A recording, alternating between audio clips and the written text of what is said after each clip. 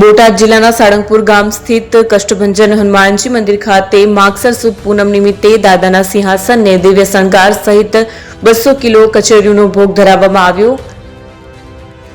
અવસર અને તિથિને ધ્યાનમાં રાખી હનુમાનજી દાદાના સિંહાસનને દિવ્ય શણગાર કરવામાં આવે છે। ત્યારે માગસર સુદ પૂનમ નિમિત્તે દાદાને રિયલ ડાયમંડ જડિત મયુરાકારનો ચાંદીનો મુગટ તેમજ વૃંદાવનમાં તૈયાર કરાયેલ વાઘા એવં ઓર્કિડ અને સેવંતીના ફૂલોનો દિવ્ય શણગાર કરવામાં આવ્યો હતો। આ સાથે જ દાદાને 200 કિલો તલની સાણીનો ભોગ ધરાવવામાં આવ્યો હતો।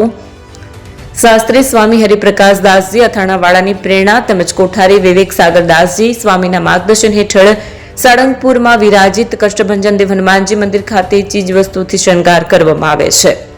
વહેલી સવારે કોઠારી સ્વામી દ્વારા મંગળા આરતી તેમજ શણગાર આરતી કરવામાં આવી હતી। જો કે માગસર સુદ પૂનમ નિમિત્તે સમગ્ર મંદિર પરિષદ દાદાના ભક્તોથી હકડેટઠ ભરાઈ ગયું હતું। આ અવસરે મોટી સંખ્યામાં ઉપસ્થિત ભક્તોએ અલૌકિક દિવ્ય શણગારના દર્શન તેમજ મહાપ્રસાદનો લાભ લઈ ધન્યતા અનુભવી હતી।